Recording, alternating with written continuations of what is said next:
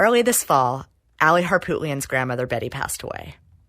And Allie's mother was faced with the task of sorting through Betty's belongings. When my mom was going through the thankless task of, going through her clothes and the junk that she's accumulated in 89 years of a long, prosperous life, she came across a steno pad that was obviously yellowing, deteriorating a little bit, that had the word save on the front. And my mom was like, what is this?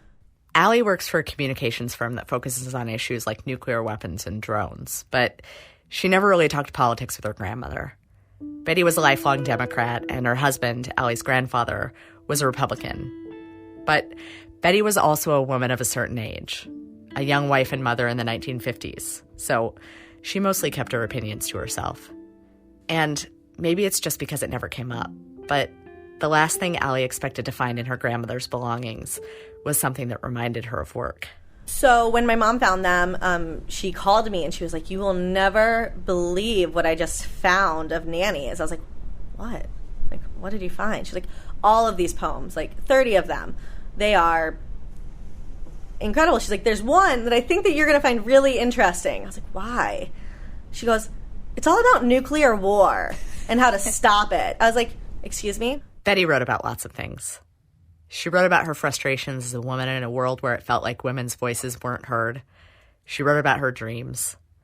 And in the 1970s, when the world was locked in a crisis strikingly similar to today's standoff with North Korea, she wrote about nuclear war.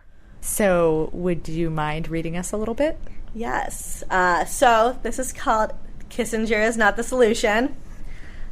Disarmament talks are boring, and they'll never ever work. For who's to know behind each mountain if some evil there does lurk? Strikes for peace are useless. Riots even make things worse. Books and speeches do no good, and warriors simply won't converse. But wars would end tomorrow if countries, every one, would appoint to head their armies cowardly mothers with only one son. That really hits home for me, I think, as a mother, and I hate to say that because I've actually been asked that before and put on the spot and asked the question, as a mother, does your view of the world change, shortly after having my son? And I think that's a really unfair question because it doesn't. The idea of worrying about war doesn't necessarily change when you have a child, but the idea of sending your child to war. Exactly, and I think, just for a little bit of context, I think my uncle was about, when this poem was written, I think he was probably 16, 17, and the Vietnam War had just ended. And I believe that was probably very much so guiding my grandmother's thinking when it comes to we're not getting involved in another war. We don't always talk about the things that scare us most. Betty kept a whole secret life of poetry locked away. Her daughter and granddaughter knew nothing about the ideas or words on those steno pads. But when Betty wrote about Kissinger, she was faced with the very real possibility of losing her son. In her frustration, she thought, maybe if more mothers were in charge, things would be different. Maybe then we could understand. Today, not a whole lot has changed. It's less likely that the U.S. would call up a draft, but most U.S. military recruits are still just kids. At 18 or 21, they leave the lives they know at home to become a different person in a different place. It can be hard to come back, and even harder to talk about what you've been through when you do. Today, we'll talk about the things we don't share, the feelings we bury deep, and how to find peace after a life of war. We'll also talk a lot about Shakespeare. I'm Lacey Healy, and this is Things That Go Boom from PRI and Inkstick Media, a podcast about the ins, outs, and what have yous of what keeps us safe.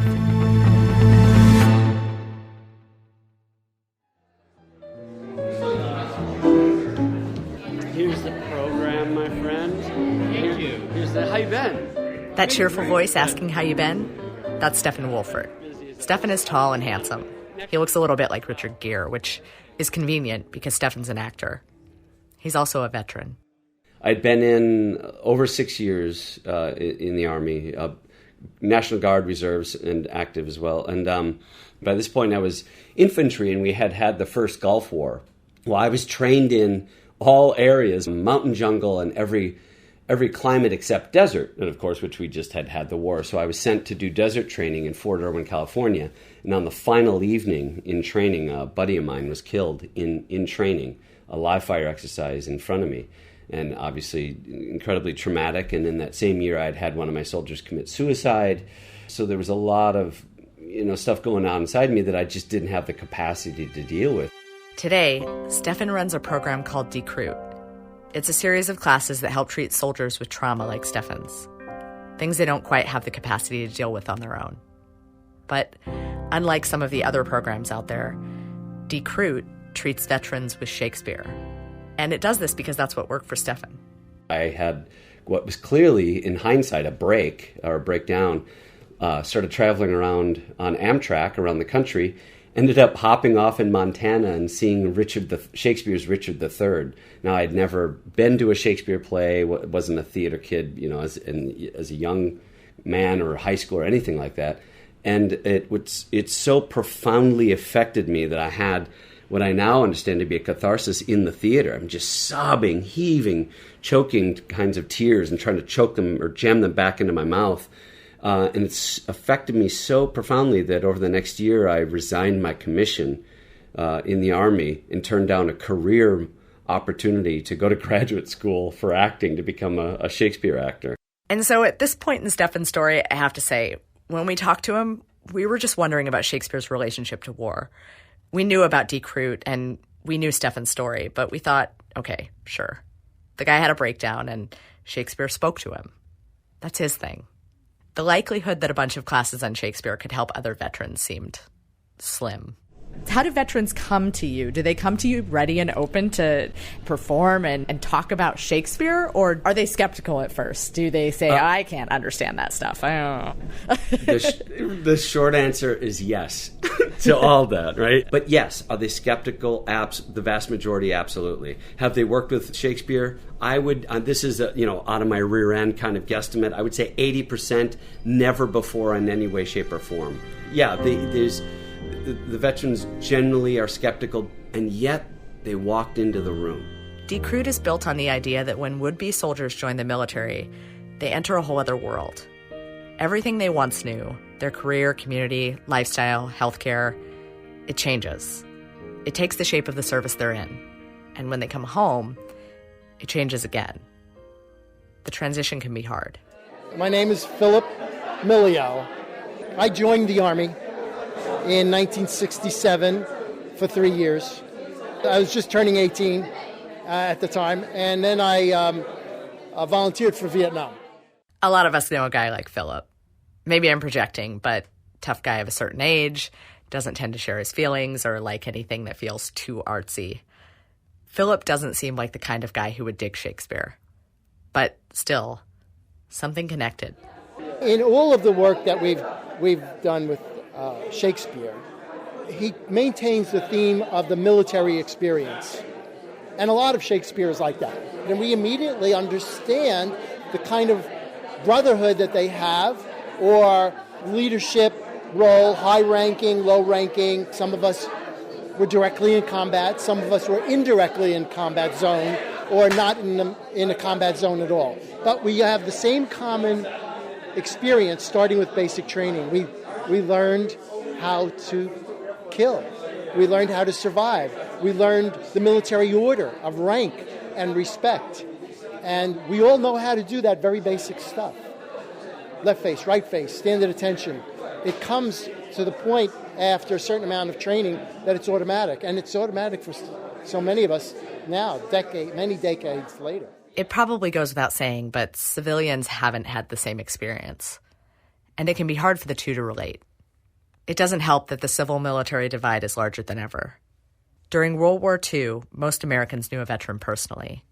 Today, according to the Census Bureau, just 7% of U.S. adults are veterans, and less than 1% are currently serving.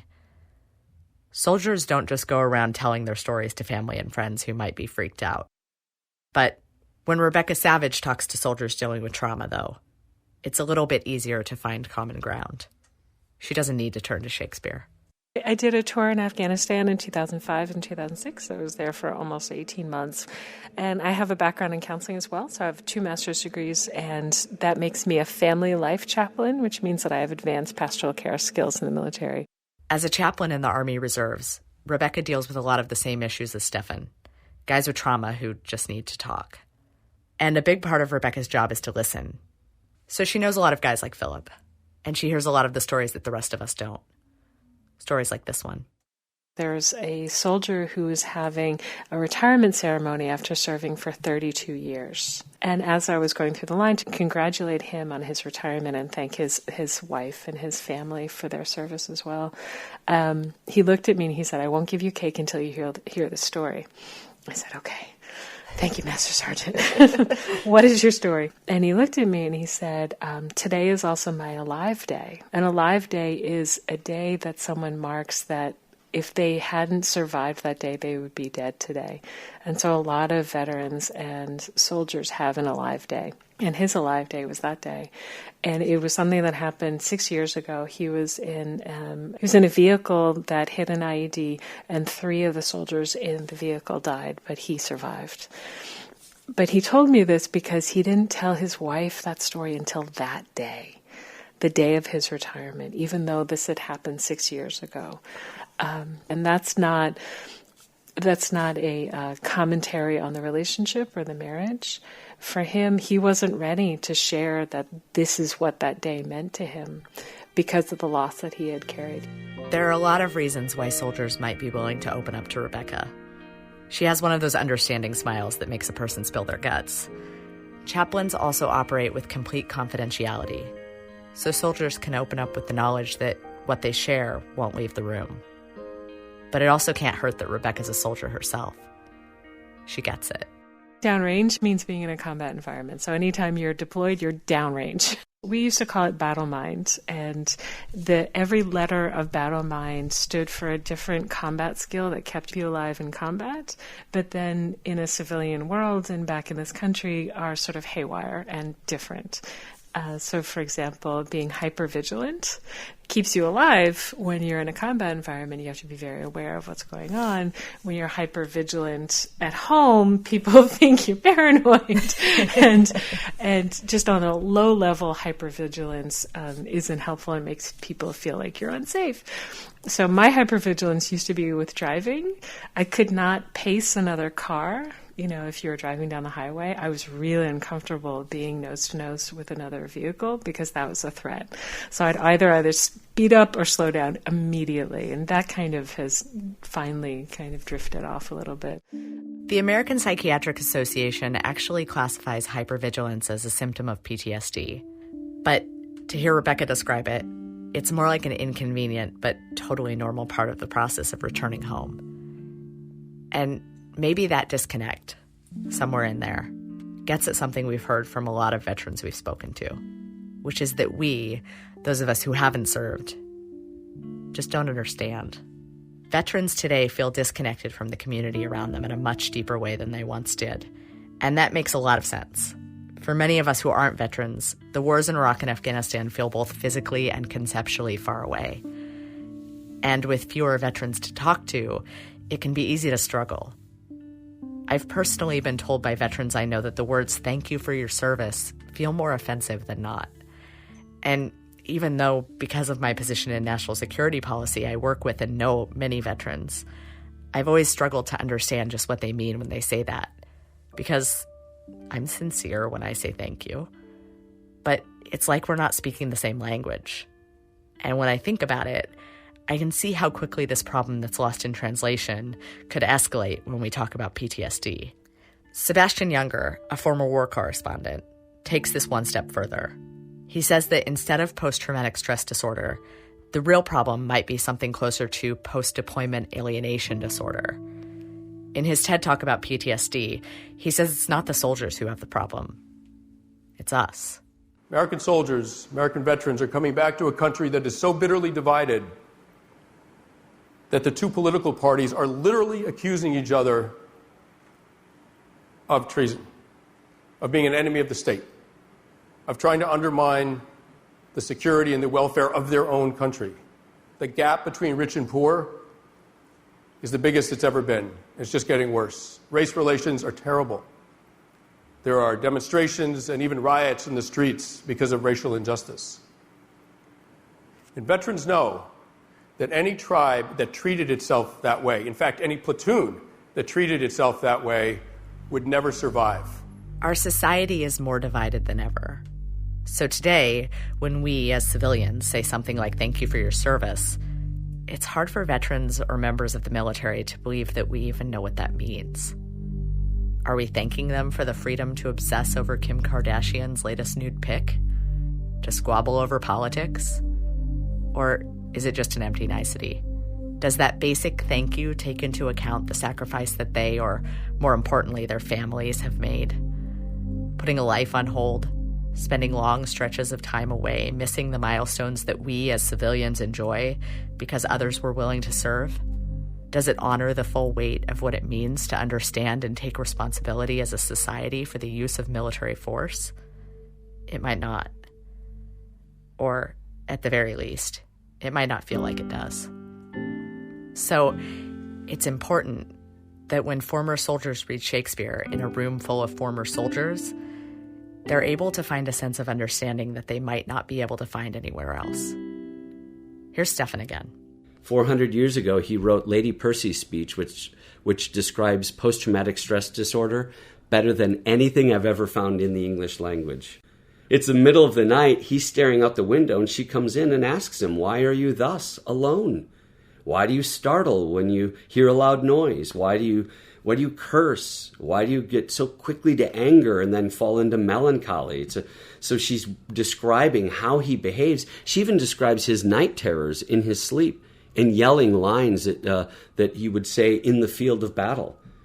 She says, "In thy faint slumbers, I by thee have watched," meaning she stood awake watching him, "and heard thee cry murmurs of iron wars." I picked Shakespeare because even though they're a king or a queen, he has them write very human emotions and experiences, rather than, "Well, I'm a king and I don't think that way." It's, "No, I just killed my brother and I can't even bring myself to pray." It's devastating. And so to have a veteran who was an infantryman read Claudius's speech of when he's trying to pray and can't do it because he's committed the eldest primal act of slaughter of a brother, and we see this, so many veterans that reclaim, what are Vietnam veterans doing but going back to Vietnam to reclaim their humanity, to visit the people that they fought. So that speech lands hard on many of these veterans. In bringing veterans together in a room, Stefan's classes aim to create a sense of trust. Students read Shakespeare, and in exploring the experiences of his veterans, they're encouraged to share their own. Performing Shakespeare is an athletic event. So to put them in that state, like I said, and yet know how to calm their central nervous system, and then say words that I've found, they either tend to perfectly reflect their experience and provide a language, and in fact a heightened language to their experience, or will unleash emotions or memories that they've had locked away that they maybe weren't even aware that they had. At least that was my experience, and as I work with veterans nationwide, that's what I keep hearing from them of, wow, this just happened last night with the group, that the only vets that showed up were Vietnam veterans. So it was a unique bond that happened between them, and they started sharing stories that they've not even shared with their own spouses in that room with each other. What we're going for here is to allow Shakespeare to either provide the language or unleash their own, and then to communalize their trauma. To share that with other people is communalization of trauma. To actually just use this work and get it out of the body to purge the poison. And with Shakespeare, with 400-year-old writing, it's amazing. Suddenly, because of this sense of community, men who might have scoffed at Shakespeare before open up. Richard's nightmare in Richard III near the end, he wakes up, brilliant. This is yet another monologue that absolutely destroyed me in the theater, and I mean in a good way ultimately. But when he it tears me up even now, more than 2 decades later. when he wakes up in terror, because my wife still experiences this with me, he wakes up and starts asking, soft, I did but dream, and looks around and says, is there a murderer here? No. Yes, I am. And goes into this almost bipolar rant of, then run away. But why? From myself? I love myself. Wherefore? For any good that I myself have done unto myself? Oh no, alas, I rather hate myself, for hateful deeds committed by myself. I am a villain, yet I lie, I am not. And he goes on this whole heartbreaking speech of back and forth, and at the end reconciling, saying, I'm a murderer, and I will show no pity to myself because I've shown no pity to others. And when the veterans that I work with, and in particular there's some veterans I'm working with currently that are formerly incarcerated, man, that speech, there's not a dry eye in the room. These guys are going through this, way more firsthand and way more deeply than I could ever experience. So yeah, and he unleashes that. Once they have it out, my litmus test is, do you feel heavier or lighter? Because that way I know, do we need to undo more or did you do it yourself? And in almost consistently, they say, lighter. I thought I'd feel so much heavier talking about this, but I feel lighter. Because they've made their way through the monologue, they've shown their body they can travel through the trauma, and then look around the room and realize, I'm not there in that trauma, I'm here in this room with loving people that are taking care of me.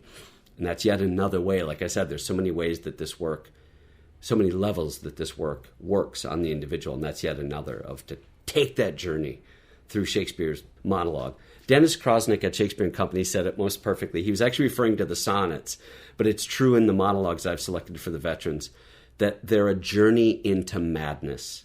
But we must take the journey to show ourselves that we can make it back out again. And if we follow the verse, it takes us back out again. Shakespeare will pull us back out. The Department of Veterans Affairs estimates that up to 30% of veterans have some form of PTSD. As a result, veterans are 2 to 3 times more likely to commit suicide than civilians of the same age. And that's no small number. 20 veterans kill themselves in the United States every day. Veterans are also more likely to be homeless, addicted, and receive longer prison sentences. But even those who don't struggle with what we usually think of as post-traumatic stress can struggle with the consequences of war and the reception they receive when they come home. Falstaff, I think, shows that other side of us, because I can't count the number of times, whether in the service, before service, or after, that I've questioned, am I a coward? And then, believe it or not, in the words of Falstaff, I thought, oh no, I'm just a human. Sometimes I'm afraid. And I have secretly questioned this concept of honor.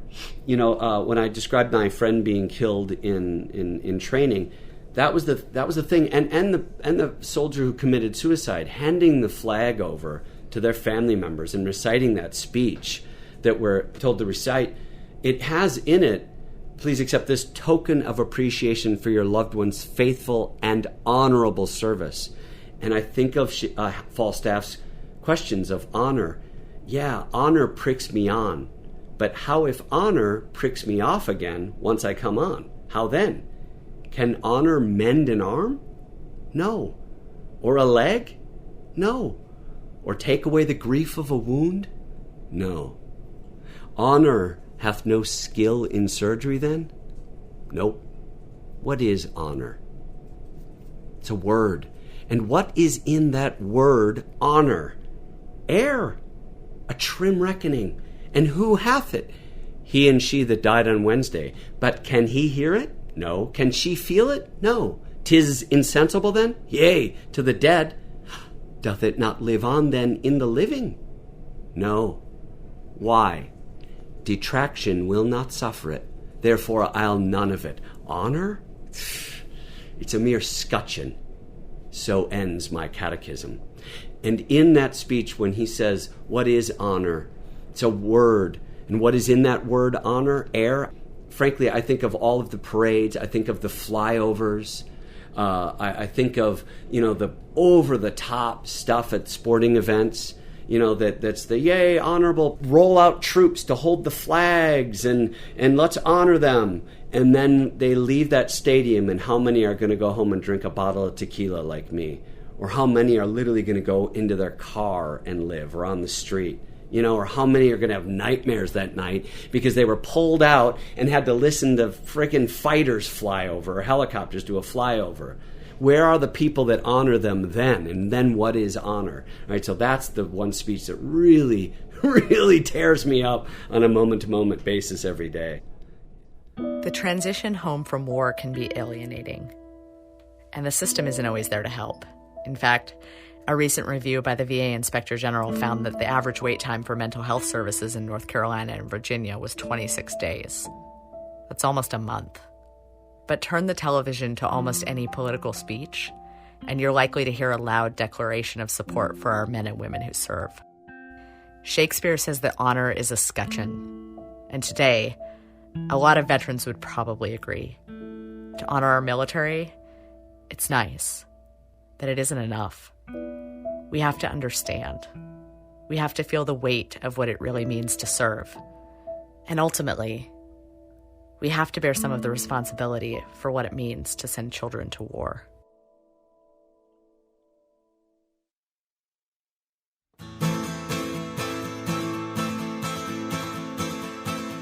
Things That Go Boom is a podcast about the ins, outs, and what have yous of what keeps us safe, from PRI and Inkstick Media.